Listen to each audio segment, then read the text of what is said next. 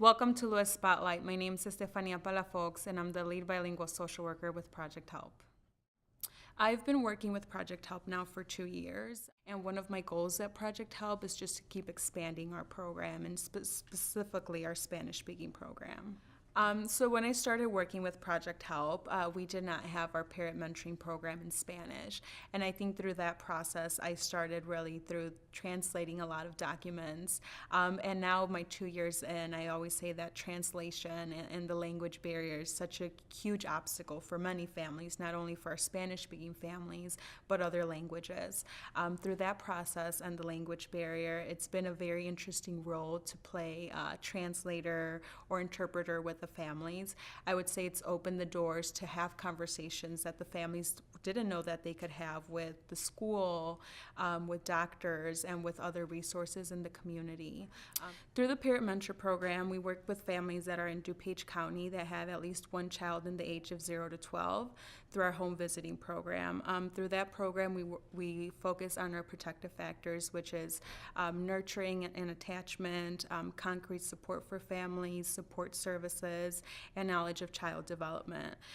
Through that opportunity, I have the opportunity to work with our families going into their homes and really having the opportunity to change the trajectory of their children's lives. Particular family that I'm currently working with through our parent mentoring program has really had the opportunity to have a voice and to have a seat at the table. Through this opportunity, the child who has special needs, we've really been working hard in having the parents, join the school meetings and talk about their experience and what they hope to see through the school. And through those conversations, the parent has now opened their minds and allowed their child to do activities that in a few years they would have said no, just because they weren't unsure of what that would look like. So this parent has had the opportunity to have a voice not only with the school, but reaching out to doctors and asking questions that before they were very intimidated to ask other people or other providers questions. Picking up the phone and calling and asking about resources and if their family is eligible to be part of these resources. So they've really had the opportunity to have a voice and say, this is my family and I'm an expert in regards to my family and our needs, and I now have the voice to ask those questions and to be very proactive in that process. Some of the issues that our families are currently facing are how to have access to appropriate resources.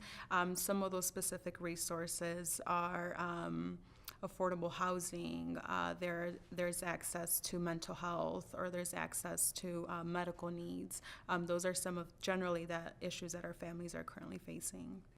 DACA's decision does affect the families that I'm working with currently. There are some families that were in the process of, or their children were in the process of applying for DACA, or some children have the opportunity to apply for DACA. What that means for our families is that, there's a child that wants to become a police officer that will no longer have that opportunity or is unsure of what his future will look like. There's other children that have dreams of becoming anything really in this world that now are unsure what their future holds. Some of our families in regards to DACA the children didn't even know they were documented or undocumented or what does that even mean. So I think it's now having to have those conversations with their children and really saying, I'm not sure what your future is going to look like, but through this you can really have a voice and we'll work together and see what your future will be. I am currently working with a family in our parent mentoring program in regards to the DACA, whose child came to this country when he was very young. He was a toddler, and through that process, he went to school, he graduated high school, he did start going to college, and, was really looking forward to having a career and giving back to his community. Currently with the DACA decision, he is in the process of not knowing what that's going to look like, not only for him, but for his family, because he is so family orientated. He's always given back to his family, and now his future is unknown on what will happen. He's very optimistic, and the family is very resilient, and they're looking forward to really have some sort of amnesty so he can pursue his dreams not only for himself but for his family. My biggest reward in working with the families through Project Help is the opportunity they give me to really come into their homes and learn from them. Throughout this experience, I've always taken a learner perspective. I don't know everything. I don't think anyone knows everything. So I think having the opportunity to go into their homes and to talk to them and to hear what their experiences are and how we can work together as a team to really look at each other's strengths and to look at each other's areas where we need to work on and work on that trajectory together. I think that's the takeaway of the job that I do. I think in working with Project Help, seeing my experience as a first-generation Mexican American, and now working with Project Help and with some of our Spanish-speaking families, it's extremely rewarding to see them really thrive and grow and have a voice through these times that are very challenging for our families. I really chose social work because of my experience as a first-generation Mexican American and the opportunity that I had to be educated and to bring that education to the families that I'm work with and to bring that experience that I have as well. Growing up, I don't remember of any services as Project Help. I think it would have been a great resource for my parents and for my family as well, but as I recall, there was not any resources. So I would describe my childhood very adventurous. I think that's the word that comes to mind. I think about my family, and I'm not just speaking about my father and my mother and my sisters. I'm talking about my uncles, my aunts, my cousins. It's a very extended family.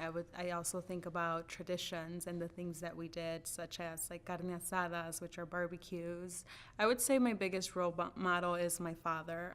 He just has sacrificed so much of his life for my sisters, for my family, and I, that it's incredible. And there's an expression in Spanish that says no te llega ni a los talones, which basically means like you'll never even get to my ankles in regards to the achievements that I've done.